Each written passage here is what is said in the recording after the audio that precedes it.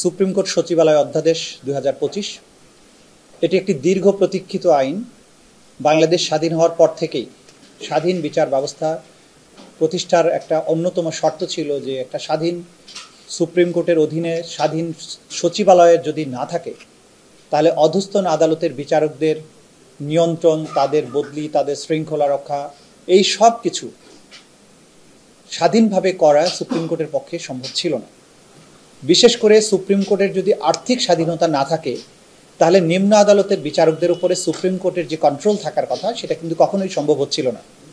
এই আইন প্রণয়নের মাধ্যমে দীর্ঘদিনের যে একটা দাবি ছিল জনগণের, বিচার বিভাগীয় কর্মকর্তাদের এবং বাংলাদেশে যারা আইনের শাসন দেখতে চান তাদের সবার একটা দাবি ছিল অবশ্যই যেন সুপ্রিম কোর্ট একটা সচিবালয় প্রতিষ্ঠা করা হয় যেটার অধীনে পুরো বিচার ব্যবস্থাকে এটার আওতাভুক্ত করা হয়। অন্তর্বর্তীকালীন সরকার শেষ পর্যন্ত এই কাজটা করেছেন। এটা অবশ্যই আমরা মনে করি জাতির জন্য একটা গুরুত্বপূর্ণ কাজ হয়েছে এবং বাংলাদেশের বিচার বিভাগের ইতিহাসে একটা সোনালী সংযোজন হয়েছে। যদিও এই অধ্যাদেশ জারির সাথে সাথে আরও কিছু কাজ বাকি রয়েছে। সেকশন 1-এ যেমন বলা হয়েছে যে সেকশন 7-এর যে বিধানাবলী সেগুলোকে আরেকটি গেজেটের মাধ্যমে প্রকাশ করতে হবে। সেটা সময়ের ব্যাপার মাত্র, কিছুদিনের মধ্যেই আমরা আশা করছি সেই পর্বটাও হবে। এই পৃথক সচিবালয়ের প্রতিষ্ঠার মাধ্যমে সরকারের দিক থেকে বিচার ব্যবস্থাকে স্বাধীন করার ব্যাপারে যতটুকু করার ছিল সরকার সেটা করেছেন, কিন্তু এখন পুরো দায়িত্বটা চলে গেছে বিচার বিভাগের কর্মকর্তাদের কাছে, বিচার বিভাগের উপরে, মাননীয় বিচারকদের উপরে। স্বাধীনতা মানে যা ইচ্ছা তাই করা নয়, স্বাধীনতা হচ্ছে যা করা উচিত সেটা করার স্বাধীনতা থাকাটাই হচ্ছে স্বাধীনতা। সে কারণে এই বিচার বিভাগের পৃথক সচিবালয় যখন হলো, বিচার বিভাগ সুপ্রিম কোর্ট সম্পূর্ণভাবে প্রশাসন বিভাগ থেকে আলাদা হলো, এই সময়ে বিচার বিভাগের দায়িত্ব অনেক বেড়ে গেছে।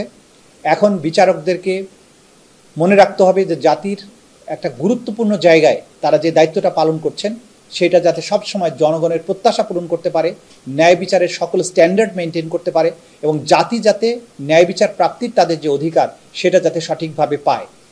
অতীতেও আমরা দেখেছি যে সংবিধানে বিধান অনুযায়ী বিচার ব্যবস্থা, বিচার বিভাগ, সুপ্রিম কোর্ট মূলত স্বাধীন ছিল, কিন্তু সচিবালয় না থাকার কারণে তাদের অনেক ধরনের বিষয়বস্তু যেগুলো সরকারের অধীনে ছিল, তাদের প্রমোশন, বদলি, তারপরে তাদের আর্থিক স্বাধীনতা, সেই বিষয়গুলো এখন যেহেতু এটা দূর হয়েছে, মনে রাখতে হবে অতীতে এই স্বাধীন বিচার ব্যবস্থার সুযোগ নিয়ে অনেক বিচারক সুপ্রিম কোর্টের যারা নিজেদেরকে এমন পর্যায়ে নিয়ে গেছিলেন দলীয় করণের ব্যাপারে, দলীয় তোষণের ব্যাপারে, যে নিজেদেরকে তারা শপথবদ্ধ রাজনীতিবিদ পর্যন্ত বলতে দ্বিধা করেননি।